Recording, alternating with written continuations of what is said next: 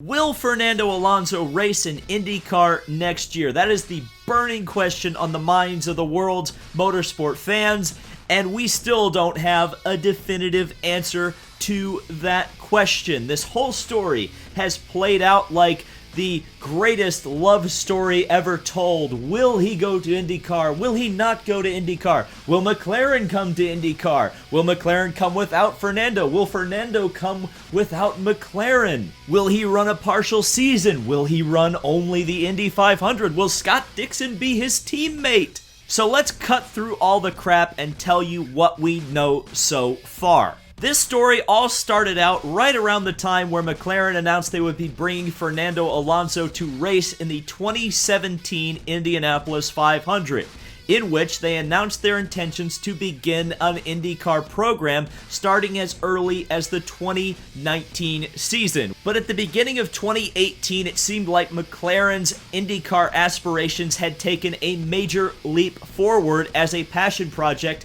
by team boss Zak Brown. He brought in Gilles de Ferran to evaluate an IndyCar program for the 2019 season and presumably become the team boss of the McLaren IndyCar team should they decide to greenlight the project.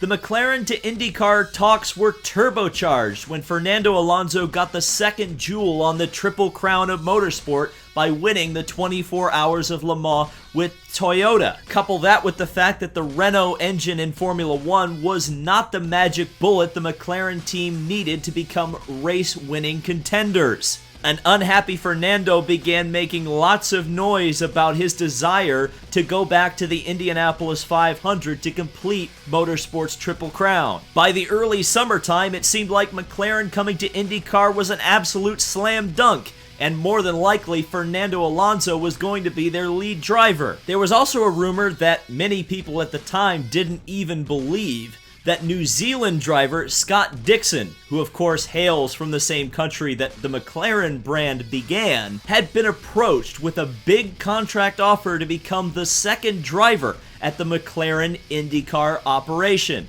But then everything seemed to fall off the rails. A restructuring at McLaren saw Eric Boullier kicked out the door and replaced by de Ferran, who seemed to be earmarked to run the IndyCar operation. Now de Ferran was running the F1 ship.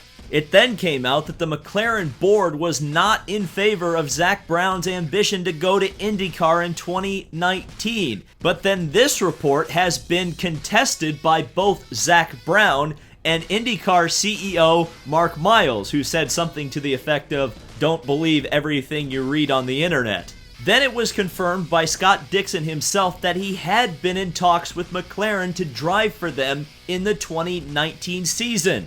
Despite this, there has still been no official confirmation of McLaren or Alonso coming into IndyCar next year. This potential cold feet over at McLaren has gotten under Michael Andretti's skin, who has given a pretty clear ultimatum to McLaren to make a decision by August 19th, or a potential McLaren-Honda Andretti deal is going to be out the window. So, one way or another, we are going to find out within the next few weeks whether or not McLaren is coming to IndyCar. But does that mean Fernando's coming? The question has kind of lingered over the past 2 seasons of both IndyCar racing and Formula One. Martin Brundle has speculated openly on the air that it seems that Fernando's heart is no longer in F1 and he might fancy a bit of IndyCar racing. Is it possible that Fernando Alonso would want to race at circuits like St. Petersburg or Pocono or Gateway? Certainly a contrast from some of the glamorous locations of Formula One.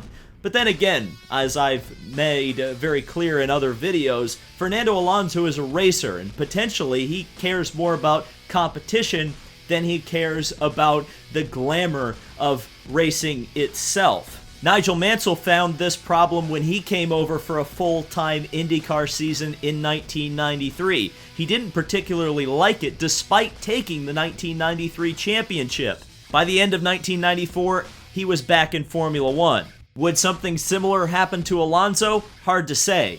There's also the question of his full-time World Endurance Championship commitments, and while that series will end in June and Alonso's contract will essentially be done with Toyota, that does pose a bit of a problem with the potential engine supplier on the IndyCar side, Honda. Not to mention all of the bad things Fernando had to say about Honda in 2017, despite them being very accommodating in making the Indy 500 happen in the 2017 season. And then there is the question of money. Fernando Alonso apparently makes somewhere between $20 and $40 million a year in driver salaries. Is McLaren or any other team that would potentially hire him for IndyCar racing be willing to shell out that kind of money for one driver? Certainly, he may be one of the greatest drivers in the world, and his record certainly backs that claim up. But IndyCar racing, especially in these days, is not necessarily known for large payouts, for large driver salaries. In fact, Scott Dixon, the most successful IndyCar driver of this era and third on the all-time win list, is commanding somewhere in the realm of an $8 to $11 million contract for next year. That's another question for McLaren. If they hire both Fernando Alonso and Scott Dixon, that's going to be over $50 million potentially that they are going to be spending on driver salaries alone to go IndyCar racing. That's unheard of levels of money going into IndyCar racing just for drivers. We're not even talking mechanics, equipment, chassis, engines, tires. An astronomical amount of money potentially being spent here. Unprecedented, really, in modern IndyCar racing.